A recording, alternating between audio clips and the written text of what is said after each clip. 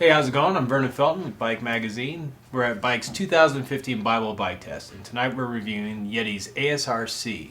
It's their new cross-country bike, or maybe that's kind of a bad way to say it, because Yeti's been into racing forever. I mean, their cross-country racing roster goes all the way back to John Tomac and Julie Furtado, so they know racing. But this is a complete redesign because the last couple years they've been focusing on the super bikes, you know, the SB6, the 95, the 66. So this is all about cross country. And I guess the question is, even though this company's got big roots, did they turn around and make a good cross country bike this time around? What do you guys think?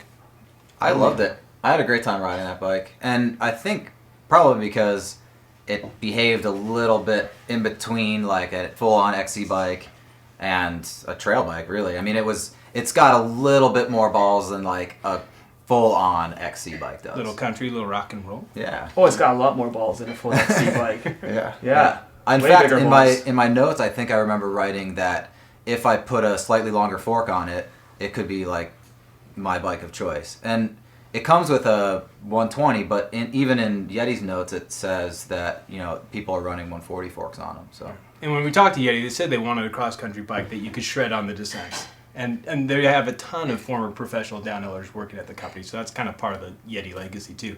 We were saying the bike has big balls, but technically what does that mean? What enabled it to have, for lack of a better word, big balls? Not really giant balls. They put it in perspective the size of the balls. I mean, medium-sized balls is a better, you know. Okay, so not all mountain enduro balls. No. Although they do kind of tout it as an XC bike with enduro characteristics, and I think that's not too far off the mark. I mean, obviously the XC side of things, it climbs like a beast.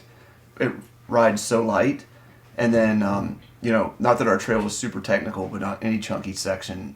It didn't feel like you're on an XC bike at all. Yeah, I mean, it's kind of built in the same Yeti kind of the Yeti format, right? It's low, long, and slack. The one thing that is different, obviously, is that this is a single pivot bike. Yes. Right? So, I mean, people were thinking about the super bikes and the infinite travel or, the Switch, and this is different. What do you guys think of the fact that Yeti went to it? They say they went to it for lightweight simplicity and its stiffness, but what did you think of that design? I personally was a little bit confused, mainly because I feel like the new Switch Infinity bikes pedal a lot more efficiently with the shock fully open.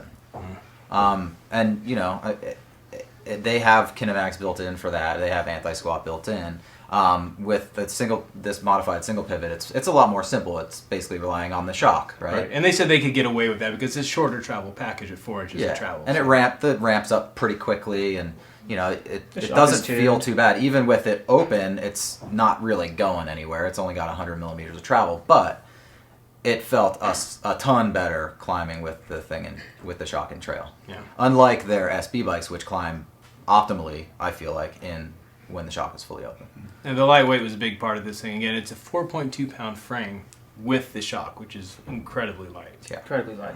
Yeah. That thing was a rocket ship on the climbs. I mean, it was snappy. Right. So what would you say is this bike's greatest strength? I'd say it does feel very XC flavor, but it's got a little spice in it. And I like that. You can get aggressive on it and not feel totally sketched out.